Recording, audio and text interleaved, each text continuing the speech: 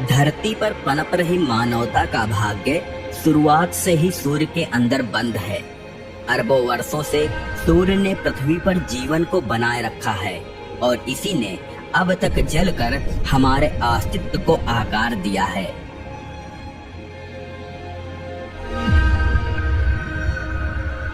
लेकिन इस ब्रह्मांड में कुछ भी शाश्वत नहीं है। यहाँ जिसका भी जन्म हुआ है उसकी मृत्यु एक दिन निश्चित है और इसलिए हमारे सूर्य में भी हो रहे लगातार परिवर्तन को देखते हुए वैज्ञानिक एक भयानक निष्कर्ष पर पहुंचे हैं। हमारे सौर मंडल का आधार खत्म हो रहा है। एक लाल विशालकाय ग्रह क्षितिज पर मंडरा रहा है। एक प्रलय जो कुछ न किए जाने पर पृथ्वी को निगल जाएगा। समय रेखा छोटी होती जा रही है और अब जीवित रहना किसी चमत्कार पर ही निर्भर करता है।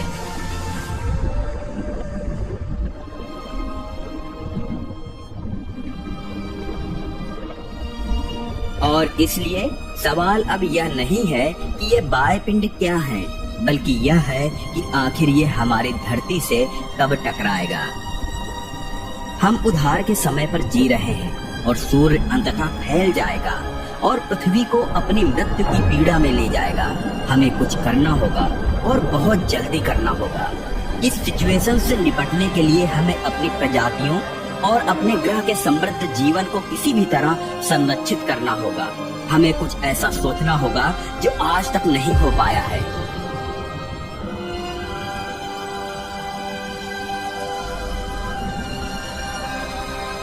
पर सवाल अब भी वही है, क्या, कब और कैसे।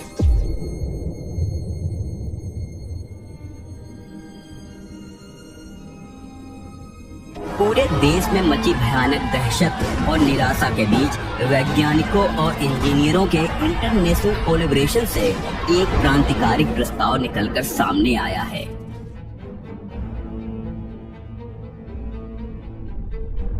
क्यों ना हमारी पृथ्वी को ही एक विशाल से अंतरिक्ष यान में बदल दिया जाए और इसे प्रकाश वर्ष दूर एक नए तारा मंडल तक ले जाया जाए। ऐसी किसी बात को सुन के भी आपको हंसी आएगी।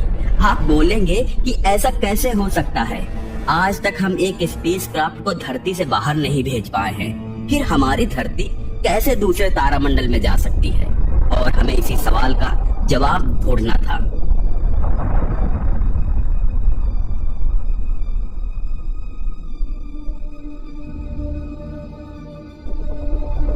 वांडरिंग अर्थ नामक इस एडवेंचर प्रोजेक्ट का एम फिजिक्स के नियमों को चुनौती देकर इस ब्रह्मांड में मानवता के स्थान को फिर से परिभाषित करना था।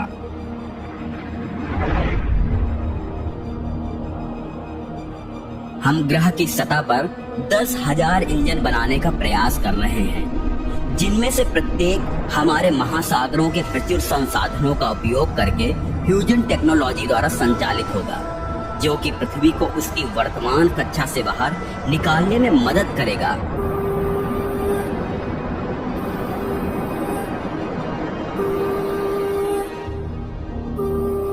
और संभावित रूप से इसे रहने योग्य क्षेत्र वाले हमारे निकटतम सोलर सिस्टम प्रॉक्सिमा सेंटोरी की सदियों लंबी यात्रा पर लेकर आगे बढ़ेगा।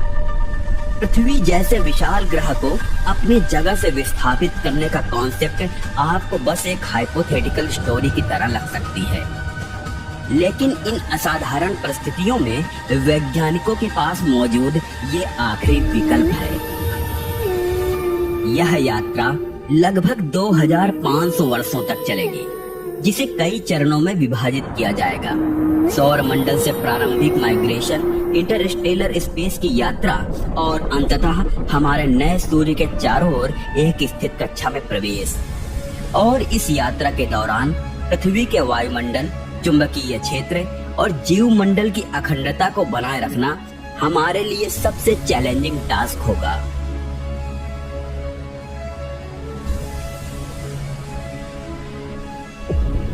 इंजीनियर्स के लिए भी ये चुनौती बहुत बड़ी होगी, लेकिन इतनी भी नहीं कि उन्हें पार न किया जा सके।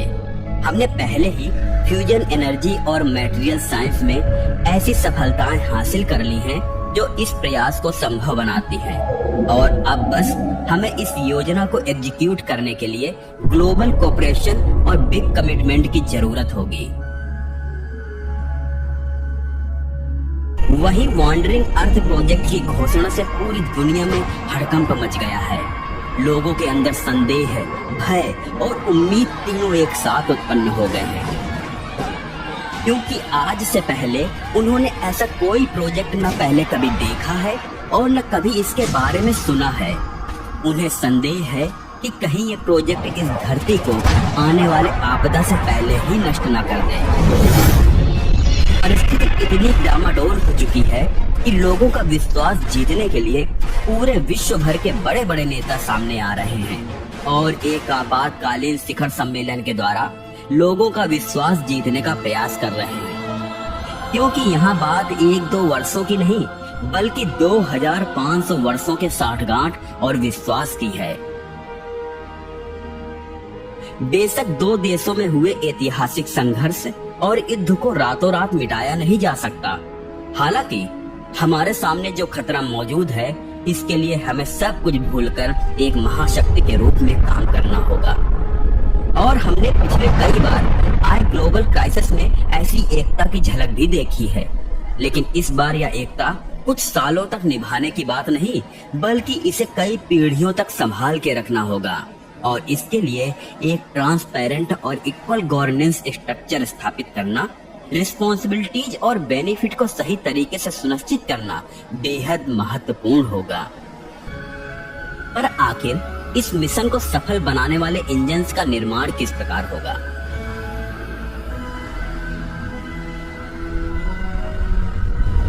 ऐसे किसी भी इंजन्स को बनाने और डिजाइन करने में काफी लार्ज स्केल पर इंजीनियरिंग की जरूरत होती है।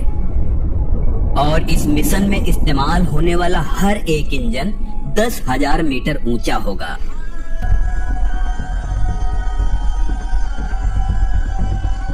जो कि एक छोटे से एस्टेरॉयड के टकराने से होने वाले एनर्जी जितना थ्रस्ट पैदा करेगा, और ऐसा करने में ये सदियों तक सक्षम होगा। दरअसल इन सारे इंजन्स में फ्यूजन रिएक्शंस के द्वारा एनर्जी प्रोड्यूस किया जाएगा, जहां ड्यूटेरियम और हीलियम-3 मिलकर कम रेडियोएक्टिव बाई प्रोडक्ट्स का इस्तेमाल कर भारी मात्रा में ऊर्जा उत्पन्न करेंगे। और ये ड्यूटेरियम और हीलियम-3 को चांद की सतह से माइन किया जा सकेगा, जो कि आज तक कभी भी नहीं किया गया। ऐसी शक्तिशाली प्रक्रियाओं को स्थिर करने के लिए अत्याधुनिक चुंबकीय प्रतिरोध प्रणालियों और फेल सेफ सिस्टम की आवश्यकता होती है। हमने संभावित विफलताओं का पूर्वानुमान लगाने और उन्हें कम करने के लिए कई एक्स्ट्रा सिस्टम्स लाइव मॉनिटरिंग को शामिल किया है। जैसे जैसे इंजन्स को एक्टिवेट करने का समय नजदीक आ रहा है, धरती की पूरी आबादी इक्वेटोरियल क्षेत्रों की ओर पलायन कर रही है, जहां पृथ्वी की गति के शुरुआती चरणों के दौरान स्थितियां सबसे अधिक स्थिर होंगी। इसके साथ पुराने शहरों को इस प्रकार रिडिजाइन किया जा रहा है कि ये इंटेंस क्लाइमेट और भूवैज्ञानिक बदलाव में भी डटे रहें और मजबूती से उसका सामना करें। हमारे इन भूमिगत शहरों को आत्मनिर्भर बनाने के लिए डिजाइन किया गया है।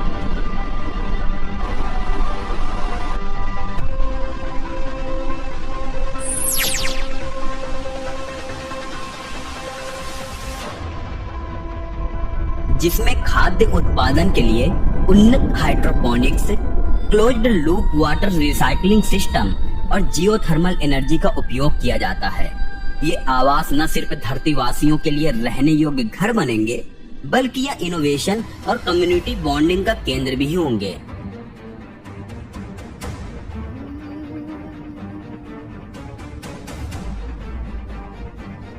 और इतनी तैयारी और मशक्कत के बाद वो दिन आ ही गया है जब ये विशाल इंजन में वैज्ञानिक द्वारा जान फूंकी जाएगी, और फिर यह हमारी धरती को हमारे सोलर सिस्टम से धीरे धीरे दूर ले जाना शुरू करेगा।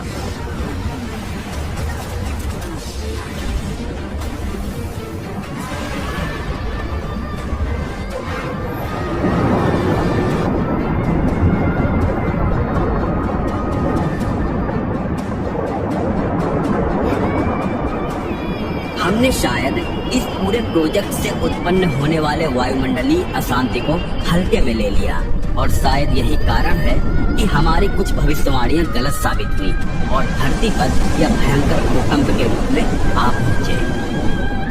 हालांकि हमारे जलवायु नियंत्रण सिस्टम ने स्थिति को स्थिर करने में मदद की और हमारी आपातकालीन सेवाओं की लचीलापन और तत्परता इससे होने वाले नुकसानों को कम करने में सहायक थी।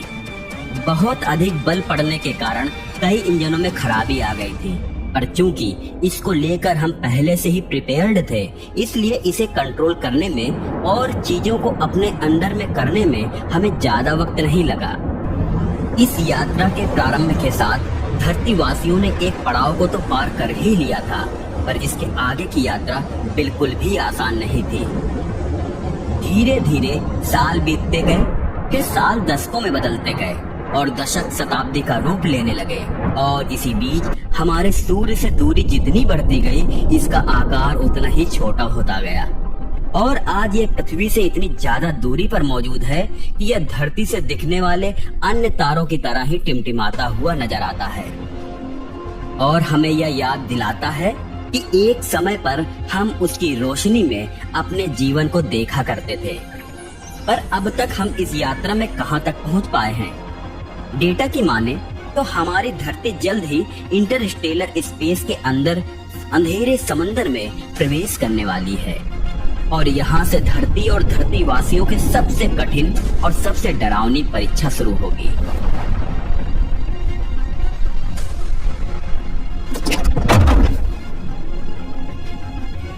इंटरस्टेलर स्पेस बिल्कुल भी खाली नहीं है। यह खतरों से भरा हुआ है जो हमारे मिशन को खतरे में डाल सकता है। यहाँ बेशक इंटरस्टेलर डस्ट और रॉक बॉडीज की मार है जो कभी भी और कहीं से भी हमारी तरफ आ सकता है और हमारी धरती पर एक परमाणु बम की तरह बरस सकता है। और इसलिए ऐसे में जरूरत है कि हम एक ऐसे रास्ते का चुनाव करें जो ऐसे किसी खतरे से सुरक्षित हो। पृथ्वी को हानिकारक ब्रह्मांडीय किरणों और सूक्ष्म उल्कापिंडों के प्रभावों से बचाने के लिए हमने एनर्जी शील्ड से और डिफ्लेक्शन टेक्नोलॉजी से लैस ऑर्बिटल डिफेंस सिस्टम का एक नेटवर्क स्थापित किया है और इन सिस्टम्स को नए डेटा और उभरते खतरों के आधार पर लगातार अपग्रेड किया जाता रहेगा।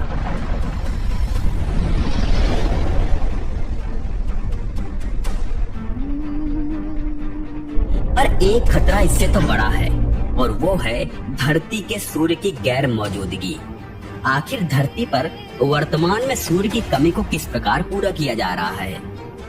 क्या धरतीवासियों ने यहाँ अपना कोई आर्टिफिशियल सूर्य का निर्माण कर लिया है या फिर इसको लेकर किसी अलग किस्म की प्रणाली का इस्तेमाल किया जा रहा है? दरअसल सौर ऊर्जा के नुकसान की भरपाई के लिए वैज्ञानिकों ने विशाल न्यूक्लियर रिएक्टर विकसित कर रखा है जो हाइड्रोजन परमाणुओं को फ्यूज करके सूर्य की प्रक्रियाओं की नकल करते हैं, जिससे भारी मात्रा में गर्मी और ऊर्जा उत्पन्न होती है। ये रिएक्टर भटकती पृथ्वी पर शहरों, घरों और इकोसिस्टम्स को बिजली और गर्मी दोनों प्रदान करते हैं। इसके अलावा सूर्य की रोशनी न होने के कारण वैज्ञानिक जियोथर्मल एनर्जी प्राप्त करने के लिए पृथ्वी की क्रस्ट में गहराई तक खुदाई कर रहे हैं और ग्रह के पिघले हुए कोर से बची हुई गर्मी का उपयोग कर रहे हैं और इस ऊर्जा स्रोत का उपयोग भी घरों को गर्म करने, बिजली पैदा करने और भूमिगत कृषि प्रणालियों को बनाए रखने के लिए किया जा रहा है। फ्यूजन पावर का उपयोग करके हम सूर्य की ऊर्जा उत्पादन को दोहरा सकते हैं। हमें केवल बिजली की ही आवश्यकता नहीं है, बल्कि पृथ्वी की सतह को रहने योग्य बनाए रखने के लिए गर्मी की भी आवश्यकता है, क्योंकि सूर्य के बिना हमारा ग्रह जल्दी ही जम जाएगा। एक तरफ फ्यूजन रिएक्टर ऊर्जा का एक विशाल स्रोत प्रदान करते हैं, लेकिन वे सिर्फ ऐसा अकेले नहीं कर सकते हैं। हमने पृथ्वी की अपनी ऊर्जा की ओर भी रुख किया है और ग्रह के भीतर जियोथर्मल एनर्जी का संचयन का प्लान एग्जीक्यूट किया है, जो यह सुनिश्चित कर रही है कि हम लगातार गर्मी पैदा करना जारी रख सकें और भूमिगत जीवन को बनाए रख सकें।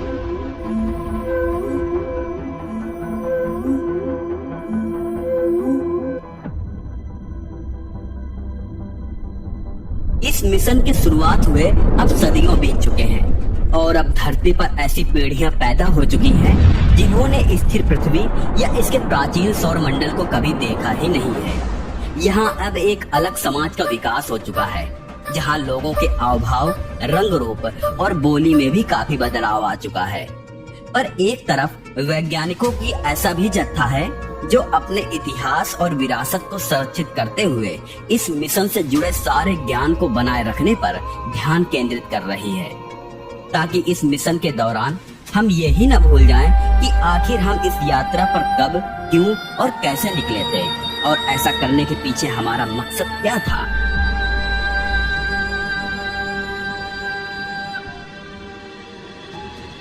पीढ़ियों के बीच ज्ञान और उद्देश्य की निरंतरता बनाए रखना शायद इस मिशन की सबसे बड़ी चुनौती है। इसलिए हमने एक कॉम्प्रिहेंसिव एजुकेशन सिस्टम विकसित किया है जो ट्रेडिशनल सब्जेक्ट्स को भी मिशन स्पेसिफिक ट्रेनिंग के साथ मिक्स करता है, जिससे यह सुनिश्चित होता है कि प्रत्येक पीढ़ी हमारे अस्तित्व में सार्थक योगदान देने के लिए तैयार रहे। हमारे प्राचीन सौर मंडल से अलग होने के बावजूद मानवता ने नई वास्तविकताओं को अपनाते हुए अपनी जड़ों से जुड़े रहने के तरीके खोज लिए हैं और जल्द ही अब इन्हें एक नया घर मिलने वाला है।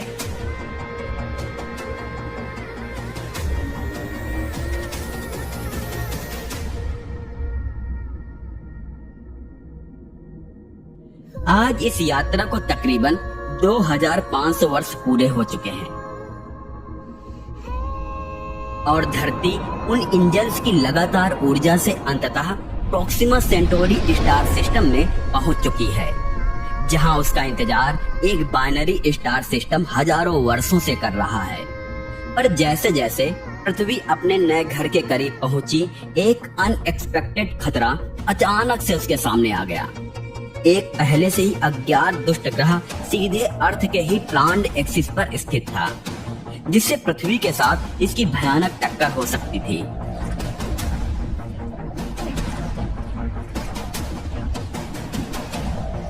और अब इस पर निर्णय लेने के लिए धरती वासियों के पास बेहद कम समय बचा था। रॉक प्लेनेट एरेबस की खोज चौंकाने वाली और चिंताजनक दोनों थी। हमारे लॉन्ग रेंज सेंसर्स इसकी अंतरिक्ष में अनियमित गति के कारण इसे पहले नहीं पहचान पाए। परिणाम स्वरूप यह खतरा अचानक से हमारे सामने आ गया और अब ये हमारी सदियों की मेहनत पर पानी फेरने को तैयार था। हमारे पास अब बस एक ही विकल्प बच गया था कि हम किसी तरह पृथ्वी को ढकेलने वाले इंजन्स की थ्रस्ट स्पीड को बढ़ा दें और फिर किसी तरह धरती का पथ बदलकर इसे एयरबस से बाईपास कर लें। पर ऐसा करने में एक बहुत विशाल खतरा पैदा हो सकता था। एक्सीलरेशन में अचानक वृद्धि पृथ्वी के टेक्टोनिक प्लेटों और वायुमंडल को अस्थिर कर सकती थी, जबकि इसके लिए अत्यधिक ऊर्जा की मांग को पूरा करना भी हमारे लिए कठिन हो सकता था।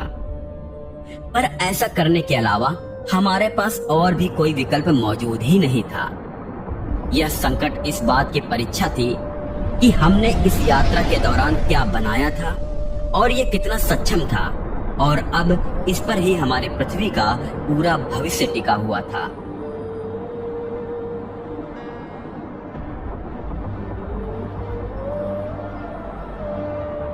सौभाग्यवश सभी बाधाओं के बावजूद यह युद्धाभ्यास सफल हुआ और पृथ्वी बाल बाल टकराने से बच गई। और अब पृथ्वी के हॉरिजन पर एक नया तारा उभरता हुआ नजर आने लगा था, प्रोक्सिमा सेंटोरी, जो कि मानो अपनी गर्म और स्वागत करने वाली रोशनी से पृथ्वी का अभिनंदन करने में व्यस्त था। हमारी ग्रह पृथ्वी धीरे धीरे अपनी नई कक्षा में स्थापित होने लगी थी और इसने अब अपने नए सूर्य के नक्शे कदम पर चलना शुरू कर दिया।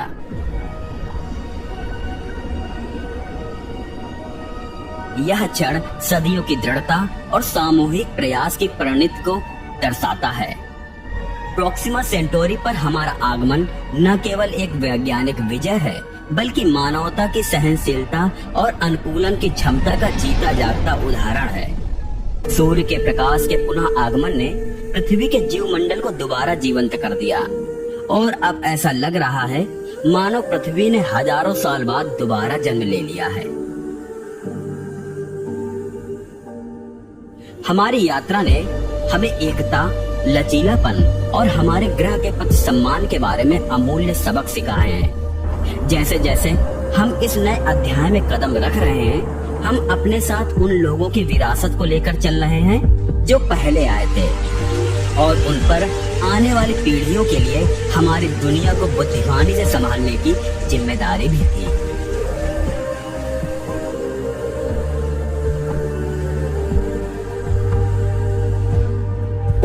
Years later, year 4610.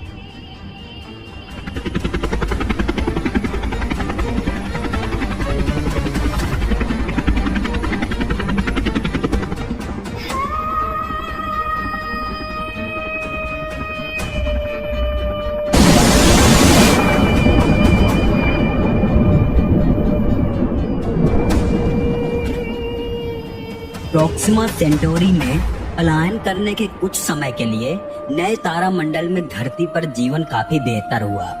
Proxima Centauri के सूर्य ने भी पृथ्वी को ऊर्जा की जीवन रेखा प्रदान की, जिससे पृथ्वी के तापमान में स्थिरता आई और यहाँ वापस से एक ऐसा वातावरण बन पाया जो हजारों साल पहले हुआ करता था।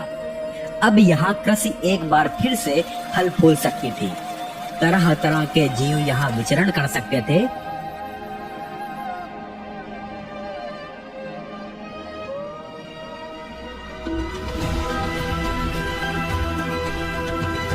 और धरती के जलाशय एक बार फिर से जीवंत हो उठे थे। सब कुछ बिल्कुल ठीक ठाक चल रहा था।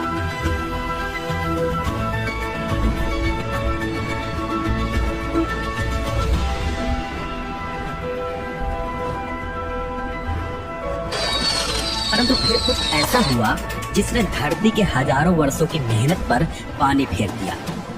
समय के साथ पृथ्वी के प्राचीन घाव, जो इंटरस्टेलर स्पेस में सदियों की यात्रा के कारण हुए थे, नासूर बन गए। हमने खुद डिग्रेड होते हुए धरती के संकेत देखे। अनस्टेबल टेक्टोनिक प्लेट्स, अप्रत्याशित मौसम पैटर्न और इसके प्राकृतिक संसाधनों का तेजी से खत्म होना, ये सारी चीजें बस एक ही तरफ इशारा कर रही थी। हमारी प्यारी धरती धीरे धीरे मर रही थी। हमारे विश्लेषण से पता चला कि 2500 वर्षों के इस लंबी यात्रा के दौरान पृथ्वी के कोर पर बहुत ज्यादा दबाव पड़ा था और कॉस्मिक रेडिएशन से सूक्ष्म दरारों के साथ साथ अर्थ का मेंटल भी ठंडा होने लगा था, जिससे पृथ्वी का चुंबकीय क्षेत्र काफी कमजोर हो गया था और इस स्टेबल मैग्नेटिक फोर्स शील्ड के बिना सोलर रेडिएशन वायुमंडल में घुसपैठ करने लगे थे और इससे धरती के जलवायु में बड़ा परिवर्तन अब दिखने लगा था।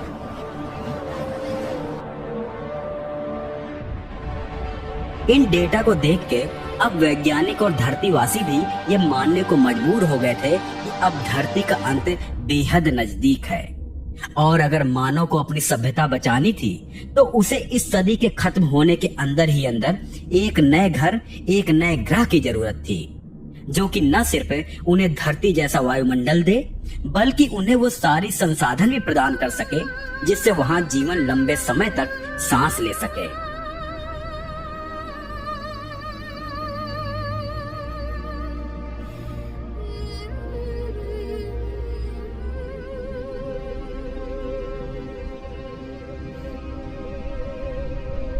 और अंततः इसका उत्तर प्रोक्सिमा सेंटोरी सोलर सिस्टम से ही आया, एक ऐसा ग्रह जो काफी समय से हमारी पहुंच में था, लेकिन अब जाकर इसकी क्षमता का पता चला।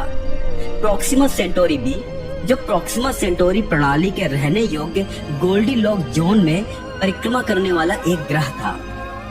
प्रोक्सिमा सेंटोरी बी ने हमेशा से ही वैज्ञानिकों को आकर्षित किया था। पृथ्वी के द्रव्यमान का 1.17 गुना होने के कारण इसमें मानव जीवन के लिए आशाजनक परिस्थितियां मौजूद थी। पानी हालांकि दुर्लभ था, लेकिन विशिष्ट क्षेत्रों में तरल रूप में मौजूद हो सकता था और ग्रह को अपने तारे से निकटता ने सुनिश्चित किया कि इसका तापमान न तो बहुत अधिक गर्म था और न ही बहुत अधिक ठंडा। और प्रारंभिक स्कैन से पता चला कि विशाल महासागरों, पहाड़ी ऊंचे इलाकों और घने जंगलों वाली एक गतिशील दुनिया थी हालांकि ग्रह की प्रॉक्सिमा सेंटोरी से निकटता पृथ्वी के सूर्य से कहीं ज्यादा नजदीक का मतलब था कि ग्रह का एक हिस्सा हमेशा के लिए दिन के उजाले में बंद था, जबकि दूसरा हिस्सा हमेशा के लिए रात का सामना कर रहा था। और इसलिए अगर कहीं धरतीवासी वहां रहने भी जाते तो उन्हें प्रॉक्सिमा बी के होरिजन पर अपनी बस्ती बसाना होता, जहां हमेशा सूर्य ढलता हुआ दिखाई देता और कभी रात नहीं होता। पर इसके अलावा धरतीवासियों के पास और कोई विकल्प भी नहीं था और इसलिए अब धरती से ग्रेट माइग्रेशन 2.0 की तैयारी शुरू हो गई। पृथ्वी के तेजी से निर्जन होने जाने के कारण एक तत्काल योजना बनाई गई, प्रॉक्सिमा सेंटोरी बी पर सामूहिक प्रवास। इंजीनियरों ने निकटवर्ती ग्रह की यात्रा के लिए पृथ्वी के अंतरिक्षयान बेड़े को फिर से तैयार करने के लिए अथक परिश्रम किया। इस बीच ग्रह को मानव निवास के लिए तैयार करने के लिए उपनिवेशीकरण मिशन शुरू किए गए। किसी भी ग्रह को रहने योग्य बदलने की प्रक्रिया बेहद नाजुक होती है। प्रॉक्सिमा सेंटोरी बी पर हमें मानव जीवन को बनाए रखने में एक प्रॉपर आर्टिफिशियल इकोसिस्टम बनाना होगा। हम ऑक्सीजन के स्तर को बढ़ाने के लिए वायुमंडलीय प्रोसेसर स्थापित कर रहे हैं, जबकि सोलर एरेज हमारी बस्तियों को बिजली देने के लिए प्रॉक्सिमा सेंटोरी से ऊर्जा का उपयोग करती है। और इस प्रकार पूरी तैयारी के बाद धरती पर मौजूद शिप्स ने कई खेप में धरतीवासियों को प्रॉक्सिमा सेंटोरी बी पर माइग्रेट करने की तैयारी शुरू कर दी और तकरीबन 5 साल के अंतराल में पूरे धरतीवासियों को एक एक कर प्रॉक्सिमा सेंटोरी बी के सतह पर पहुंचा दिया गया।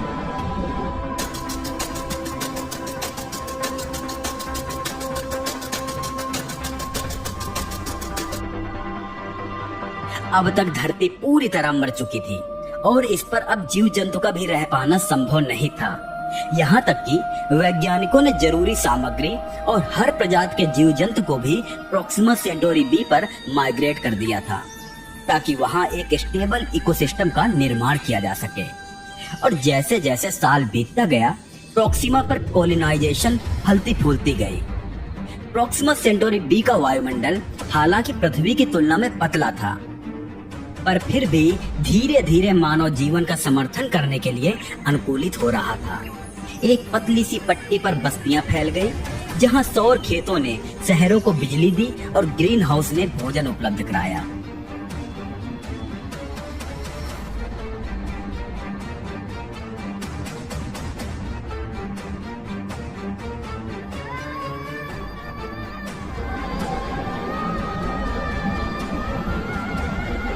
प्रॉक्सिमा सेंटोरी बी के गुरुत्वाकर्षण अंतर का मतलब है कि हम पृथ्वी की तुलना में यहाँ थोड़ा भारी महसूस करते हैं।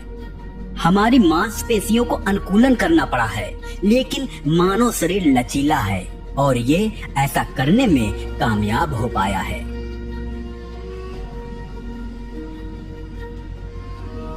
हालांकि जब मानवता अपने अस्तित्व का जश्न मना रही थी, तो नए सवाल उठे। प्रॉक्सिमा सेंटोरी बी कितने समय तक रहने योग्य रहेगा? क्या हम अनिश्चित काल तक यहाँ फल फूल सकते हैं, या हमें सितारों के बीच भटकना जारी रखना होगा? जैसे ही मानवता का एक अध्याय समाप्त हुआ, दूसरा खुल गया, एक नई दुनिया में नई अनिश्चितताओं के साथ।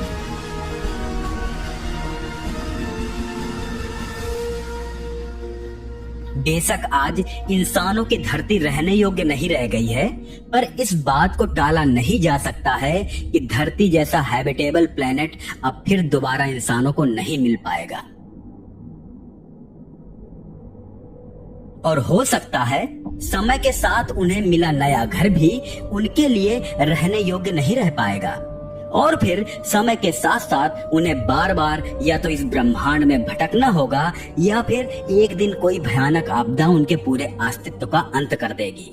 भविष्य में क्या होगा ये खुद अब प्रॉक्सिमा वासी को नहीं पता है, पर निश्चित ही प्रॉक्सिमा ज्यादा समय के लिए हैबिटेबल ग्रह बनकर नहीं रह पाएगा।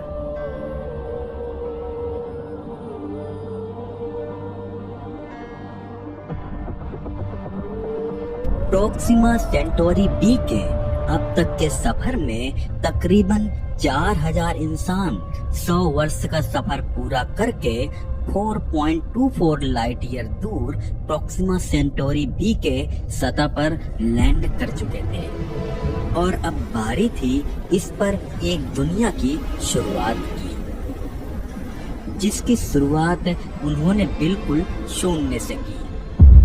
दरअसल यहाँ पहुँचने के बाद उन्होंने यहाँ के वातावरण के बारे में जाना, परखा और फिर यहाँ मौजूद रिसोर्सेस की तलाश शुरू की।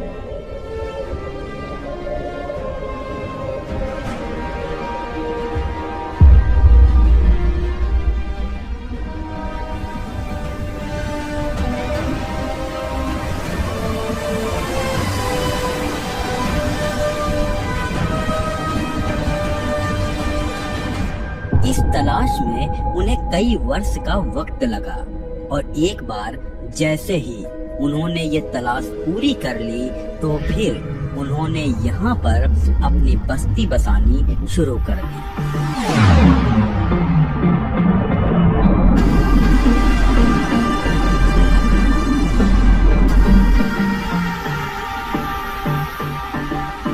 उन्होंने सबसे पहले यहाँ पर अपने लिए रहने के लिए घर बनाया और फिर पृथ्वी पर से लाए फसल को यहाँ उगाना शुरू किया।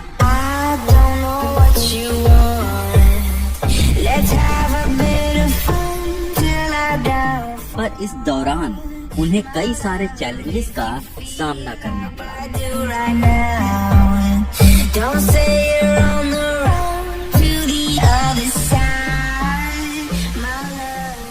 निश्चित सी बात है, वो पृथ्वी पर अपनी दुनिया नहीं बसा रहे थे, वो प्रोक्सिमा बी पर अपनी बस्ती बसा रहे थे।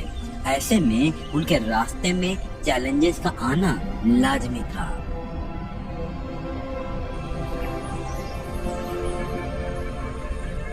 हालांकि इंसानों ने इसे बड़े ही समझदारी और शांति के साथ पार किया और आज इंसान यहाँ अपनी बस्ती बसाने में कामयाब हो चुके हैं। और यही चीज हमें ले आता है इस डॉक्यूमेंट्री के तीसरे पार्ट पर, जिसका नाम है living on Proxima Centauri B.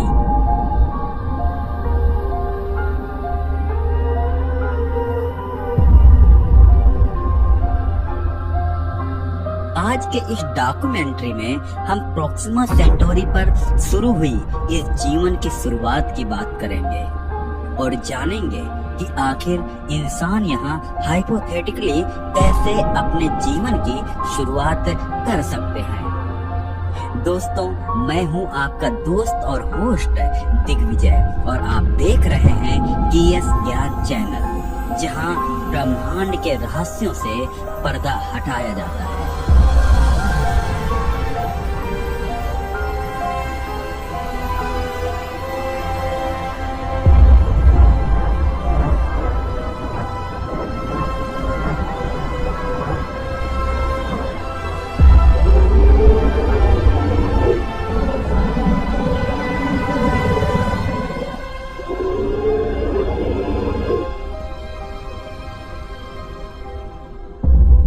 Proxima Centauri b एक ट्रिपल स्टार सोलर सिस्टम का ऐसा प्लेनेट है जो कि प्रोक्सिमा सेंटोरी तारे के हैबिटेबल जोन में आता है और इसलिए धरती से हजारों की संख्या में लोग यहाँ पर रहने आए हैं।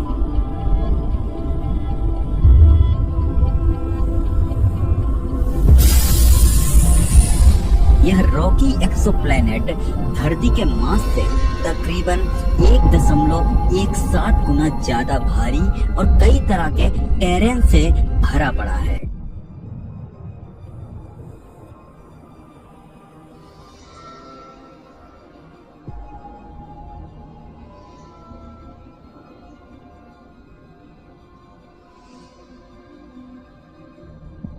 धरती के जैसे ही यहाँ पर पहाड़, पठार, समुद्र और समतल भूभाग मौजूद है। इसके साथ साथ इसका ग्रेविटेशनल फोर्स भी धरती से थोड़ा ज्यादा है।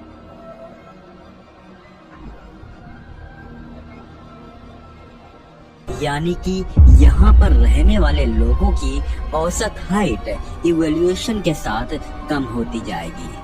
और तो और वो यहाँ पर धरती से ज्यादा वजन के भी होंगे। हालांकि प्रोक्सिमा सेंटोरी बी प्लैनेट कई मामलों में धरती से काफी अलग है।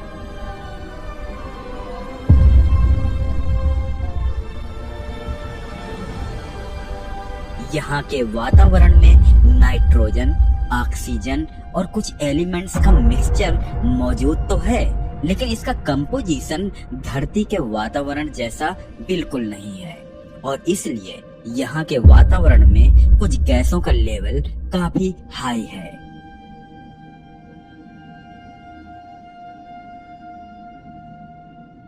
जिससे लोगों को सांस लेने में परेशानी का सामना करना पड़ रहा है।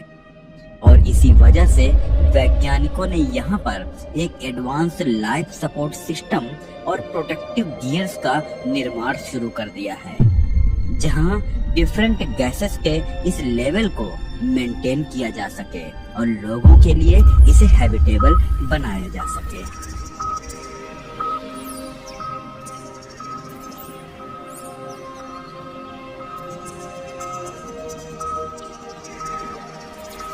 अब चूंकि प्रोक्सिमा सेंटोरी बी एक रेड डॉर्फ स्टार की परिक्रमा करता है और ये red dwarf star Proxima b के काफी करीब है, इसलिए इससे निकलने वाली रेडिएशन भी इस प्लेनेट तक आसानी से पहुंच जाती है और इसको काफी नुकसान भी पहुंचाती है।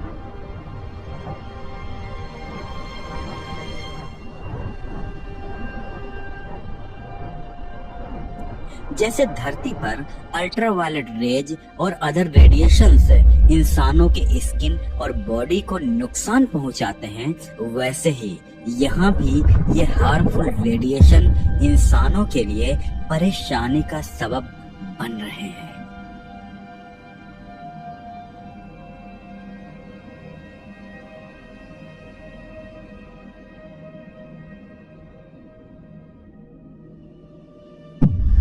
और वैज्ञानिक इस थ्रेट को काउंटर करने के लिए अपने हैबिटेट्स के आसपास एक सील्डेड स्ट्रक्चर का निर्माण कर रहे हैं ताकि इंसान इस रेडिएशन एक्सपोजर से खुद को बचा सके।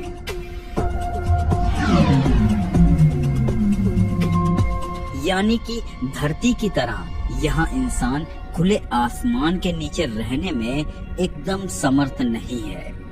यहाँ मौजूद कुछ गैसों का हाई लेवल और रेडिएशन की अधिक मात्रा इस प्लेनेट को खुले में हैबिटेबल रहने के लिए इम्पॉसिबल बनाता है।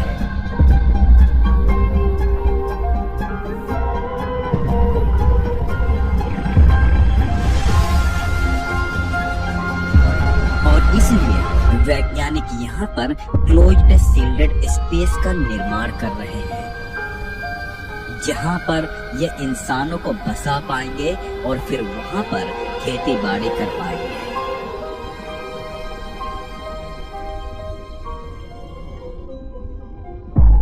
पर इसके लिए भी उन्हें इस प्लेनेट के ऊपर एक सूटेबल जगह की तलाश करनी पड़ रही है, जहाँ पर टेम्परेचर एकदम सूटेबल हो।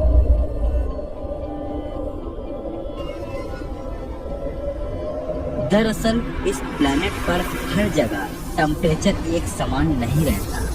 इसके अलग अलग रीजन में टेम्परेचर अलग अलग है। कहीं इतनी ज्यादा गर्मी है कि इंसान वहां जल के राख हो जाए, तो कहीं इतनी ज्यादा ठंडी है कि इंसान बर्फ की चादर में ढक जाए। और इसलिए वैज्ञानिक ऐसे में उन क्षेत्रों की तलाश में हैं जहां प्राकृतिक रूप से टेम्परेचर रहने लायक मौजूद है।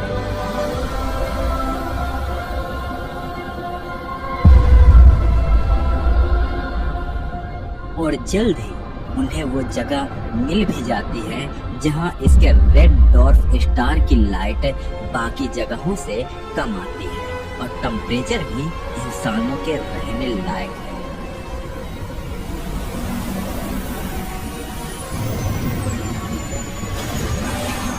अब जैसा हमने प्रेडिक्ट किया था प्रोक्सिमा सेंटोरी बी पर हवा, पानी, पहाड़, पठार तो मौजूद है, पर यहाँ का वातावरण हमारे पृथ्वी के वातावरण से काफी अलग है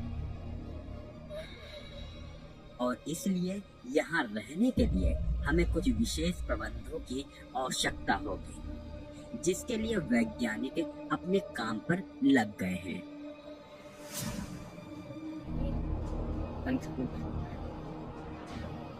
उन्होंने सही लोकेशन का चुनाव करके यहाँ क्लोज्ड स्पेस का निर्माण शुरू कर दिया है, जिसके अंदर बिल्कुल हमारी पृथ्वी जैसा वातावरण मौजूद होगा।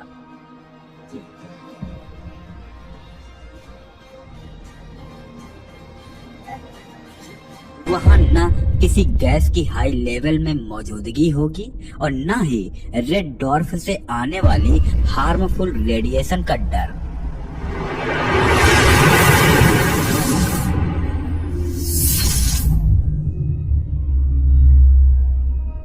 इंसान इस क्लोज और सील्डेड स्पेस में बिल्कुल आराम से रह पाएंगे और इसी स्पेस में वह के बीजों को भी उगा पाएंगे।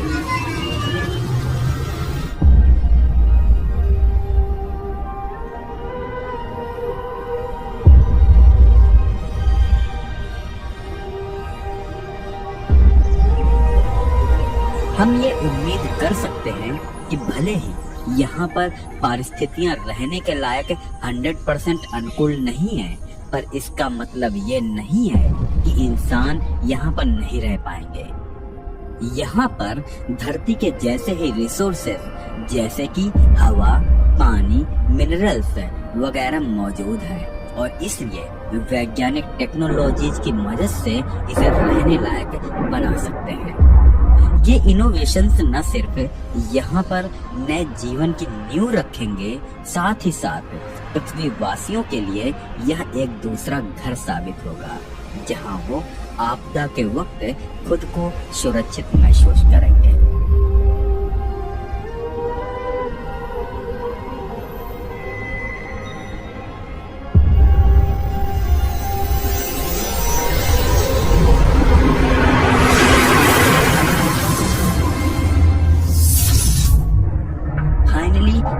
वर्षों के लगातार मेहनत और इंफ्रास्ट्रक्चर डेवलपमेंट के बाद इंसानों ने प्रोक्सिमा सेंटोरी बी के इन्वायरमेंट को अपने आगे झुकने पर मजबूर कर ही दिया है।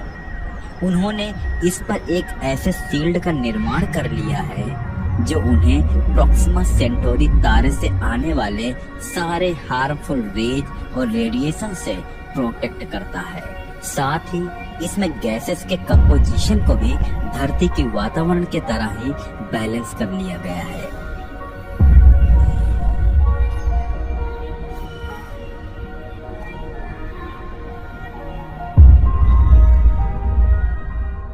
अब यहाँ पेड़ पौधे भी उगना शुरू हो गए हैं और इंसान जिन पालतू जानवर को यहाँ लाए थे उन्होंने भी यहाँ पर अपनी प्रजनन प्रक्रिया शुरू कर दी है और आने वाले कुछ साल में यहाँ पर उनकी संख्या हजारों में हो जाएगी।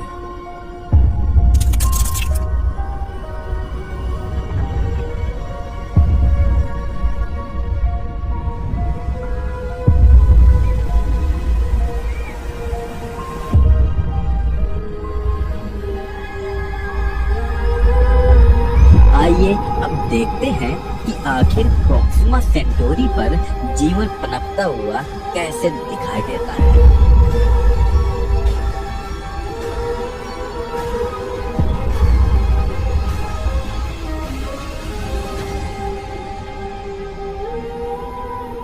अभी प्रोक्सिमा सेंटोरी पर सुबह का समय है। यहाँ टोटल 11 दिनों के लगातार रात के बाद फाइनली सूरज ने अपनी झलक दिखाई है और अगले 11 दिन तक यह यूं ही चमकता रहेगा। दरअसल धरती की तरह इस प्लेनेट पर 12 घंटे के अंतराल पर दिन और रात नहीं होते हैं, बल्कि यहाँ 11 दिन तक सवेरा ही रहता है और फिर अगले 11 दिन तक रात होती है। हाँ, पर इसका मतलब ये नहीं है कि इंसान यहाँ 11 दिन तक सोते रहते होंगे और फिर 11 दिन तक जागते रहते होंगे, क्योंकि ऐसा हम इंसानों के लिए पॉसिबल कहाँ है। इंसानों ने यहाँ इस समस्या का भी तोड़ निकाल लिया है। उन्होंने खुद को इस प्रकार एडजस्ट कर लिया है कि वो 11-12 घंटे काम करने के बाद फिर 7-8 घंटे की नींद लेते हैं।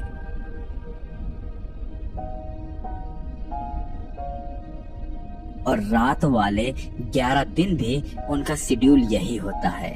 हाँ, पर उस समय पर पूरे प्लेनेट पर आर्टिफिशियल लाइट को इस्तेमाल में लाया जाता है।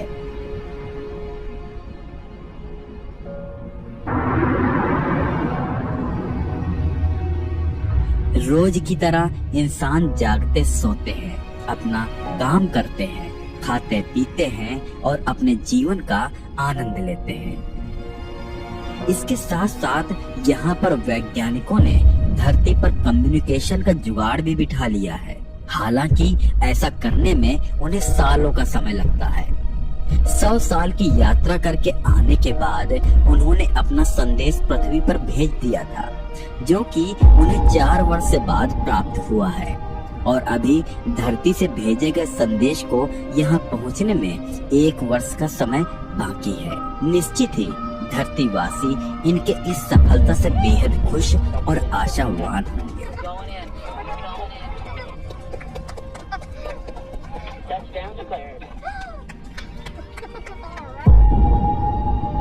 प्रोक्सिमा सेंटोरी बी पर फिलहाल अर्थ के साथ रियल टाइम कम्युनिकेशन स्थापित करने में सफलता नहीं मिल पाई है। वैज्ञानिक इसको लेकर पिछले 5-6 वर्षों से मेहनत कर रहे हैं।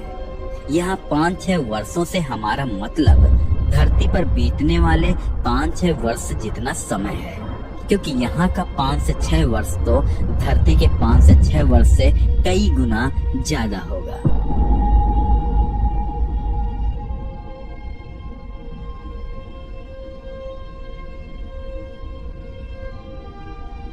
पिछले 5-6 वर्षों में प्रोक्सिमा सेंटोरी बी पर सोसाइटी के साथ साथ इंफ्रास्ट्रक्चर भी काफी डेवलप हुआ है। धीरे धीरे यहाँ हॉस्पिटल्स, स्कूल्स, कॉलेजेस खुलने भी शुरू हो चुके हैं। लोगों ने यहाँ पर बिजनेस एक्टिविटीज की भी शुरुआत कर दी है और उन्होंने कई सारे scientific breakthrough, cultural exchanges और डाइवर्स कम्युनिटी का निर्माण कर लिया है। उनके लिए अब जीवन एक सामान्य अर्थ लाइफ जैसी होती हुई प्रतीत हो रही है। स्पेसशिप में लाए गए विशेष प्रकार के हाइब्रिड पौधे और बीज का इस्तेमाल करके वैज्ञानिकों ने यहाँ की भूमि में खेती की भी शुरुआत कर दी है। उन्होंने हाइड्रोपोनिक्स, वर्टिकल फार्मिंग और बायो इंजीनियरिंग के इस्तेमाल से फसल उगानी शुरू कर दी है। और इस फ्लोरा और फौना के मिक्सचर्स ने प्रोक्सिमा सेंटोरी बी के धरती पर एक नया इकोसिस्टम तैयार कर दिया है।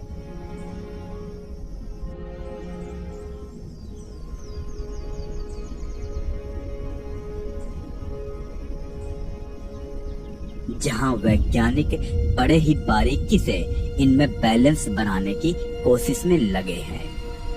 अब इस ग्रह पर इंसानों के आए 20 अर्थ ईयर्स बीत चुके हैं और इस बीच उन्होंने इतनी टेक्नोलॉजिकल एडवांसमेंट हासिल कर ली है कि अब वो धरती के साथ डायरेक्ट रियल टाइम कम्युनिकेशन करने में सक्षम है।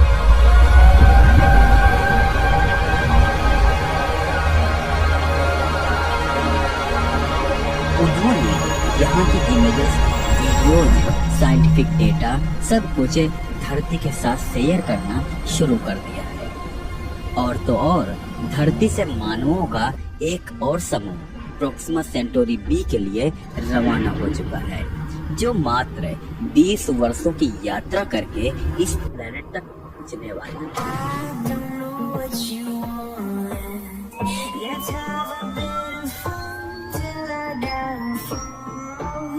My इस बार भी इस यात्रा में हर उम्र के यात्री के साथ कई प्रजाति के जीव भी लाए जा रहे हैं ताकि उनको प्रोक्सिमा सेंटोरी बी के इकोसिस्टम का हिस्सा बनाया जा सके।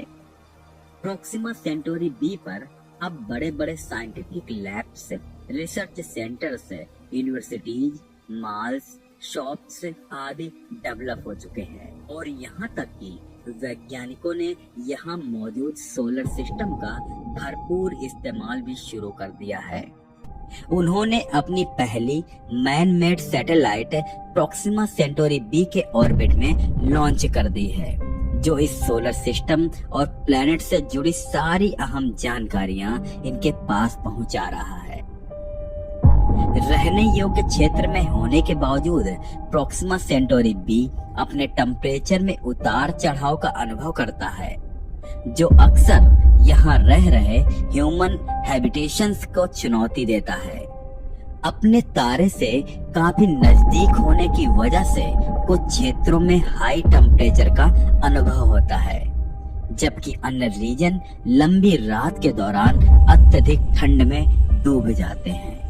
रहने की जगहों और कृषि क्षेत्रों के भीतर रहने योग्य टेम्परेचर बनाए रखने के लिए पूरे रीजन में एडवांस्ड इंसुलेशन, जियोथर्मल हीटिंग और एफिशिएंट कूलिंग सिस्टम्स इंस्टॉल किए गए हैं ताकि लोगों को लगातार एक फ्रेंडली एनवायरनमेंट प्रोवाइड किया जा सके। दरअसल 20 साल बीतने के बाद इंसानों ने इस प्लेनेट पर आने वाले चैलेंजेस का पॉसिबल सॉल्यूशन तो ढूंढ लिया है, लेकिन अभी भी इनका कई विकट परिस्थितियों के साथ सामना होता रहता है। आइए अब उन चैलेंजेस के बारे में विस्तार से जानते हैं। धरती के जैसे प्रोक्सिमा सेंटोरी बी के पास एक स्ट्रॉन्ग मैग्नेटिक फील्ड मौजूद नहीं है और इसलिए इसके स्टार से उठने वाले सोलर वाइंड्स का अक्सर इसके साथ इंटरेक्शन होता रहता है और इससे औराज उत्पन्न होते हैं, जो कि इस प्लैनेट पर मौजूद इलेक्ट्रिकल सिस्टम्स और कम्युनिकेशंस को अक्सर प्रभावित करते हैं। इससे अक्सर यहाँ पर कुछ दिनों का ब्लैकआउट या फिर कम्युनिकेशन ब्लॉकेज उत्पन्न हो जाता है। हालांकि इसका समाधान यहाँ के वैज्ञानिकों ने निकाल लिया है। उन्होंने यहाँ पर एक स्पेशल इलेक्ट्रोमैग्नेटिक शील्डिंग का निर्माण किया है, जो सूरज से आने वाले इन सोलर वाइंड्स को ब्लॉक करने का काम करता है। हाँ, पर कभी कभी ये सोलर वाइंड्स इतनी भारी मात्रा में होते हैं कि इनके सामने ये स्ट्रॉन्ग शील्ड्स भी धराशायी हो जाते हैं। तो कहा जा सकता है कि इसको लेकर यहाँ के लोग काफी चैलेंजेस फेस कर रहे हैं। इसके बाद उन्हें दूसरा चैलेंजेस वाटर को लेकर झेलनी पड़ रही है। अब हम सभी को पता है कि धरती पर मैक्सिमम वाटर पीने के लायक नहीं है और बस कुछ % वाटर ही फ्रेश वाटर की कैटेगरी में आता है। ठीक इसी तरह प्रोक्सिमा सेंटोरी बी पर भी सारे के सारे वाटर रिसोर्सेस पीने लायक पानी प्रोवाइड करते हैं। यहाँ तक कि यहाँ धरती की तरह कुछ % भी फ्रेश वाटर मौजूद नहीं है, जिस वजह से यहाँ की आबादी को एडवांस रिसाइकलिंग सिस्टम की मदद से पानी को प्योरीफाई करके फिर से इस्तेमाल में लाना होता है और इसका एक लिमिट में इस्तेमाल करना होता है। वही तीसरी समस्या साइकोलॉजिकल है। एक तरह से यहाँ पर जितनी भी जनसंख्या रह रही है वो आइसोलेशन में है। कहीं न कहीं हम सभी इंसान एक सामाजिक प्राणी हैं और यहाँ के प्राणी को उसी समाज से अलग कर 4 लाइट ईयर दूर यहाँ इस प्लैनेट पर लाकर आइसोलेट कर अकेला छोड़ दिया गया है, जिस वजह से उनके मेंटल हेल्थ पर काफी बुरा प्रभाव पड़ रहा है। हालांकि रियल टाइम कम्युनिकेशन के माध्यम से वैज्ञानिक लगातार यहाँ के लोगों का कांटेक्ट धरती वासियों के साथ करवा रहे हैं, पर फिर भी इससे उनके बीच एक कनेक्शन इस्टेब्लिश नहीं हो पा रहा है। कहीं न कहीं वो खुद को उनसे दूर इस प्लेनेट पर अकेला पा रहे हैं। और इसलिए उनका मेंटल वेलबींग काफी प्रभावित हो रहा है।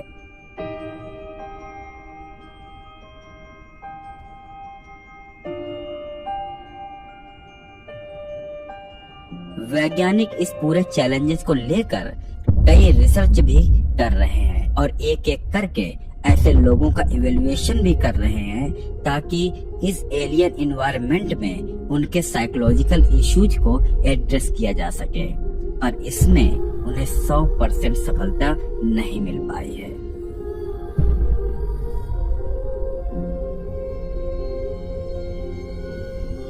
जैसा कि हमने इस डॉक्यूमेंट्री की शुरुआत में ही बताया था कि ये पूरी जर्नी एक हाइपोथेटिकल सिचुएशन होने वाली है, पर इसमें आपको प्रॉक्सिमा सेंटोरी बी पर लाइफ की पॉसिबिलिटी को लेकर कई सवालों का जवाब भी मिला होगा। आज हम धरती पर बैठे बैठे प्रॉक्सिमा सेंटोरी बी को एक सबसे करीबी हैबिटेबल प्लैनेट मान रहे हैं, पर अगर आपने इस डॉक्यूमेंट्री को पूरा देखा होगा तो आपको समझ आया होगा कि ये पॉसिबिलिटी 10% के आसपास भी नहीं है, क्योंकि किसी भी प्लैनेट के हैबिटेबल होने के लिए इतने सारे बॉक्सेस टिक होने जरूरी है कि प्रॉक्सिमा सेंटोरी बी उसमें कभी भी पास ही नहीं हो पाएगा। प्रॉक्सिमा सेंटोरी बी पर हमें अर्थ के कुछ फीचर्स जरूर मिल जाएंगे, लेकिन इसका मतलब बिल्कुल भी यह नहीं है कि हम आसानी से वहां अपना घर बसा सकते हैं। इवन अगर हमें वहां जाने का कोई अच्छा साधन भी मिल गया, फिर भी हमारे लिए उस प्लेनेट पर सरवाइव करना मार्स पर सरवाइव करने के बराबर होगा, क्योंकि वहां हमें फिर से हर चीज जीरो से शुरू करनी होगी। वहां हमें मार्स पर बताई गई इंडोर सेटलमेंट्स के जैसे ही सेटलमेंट्स तैयार करने होंगे।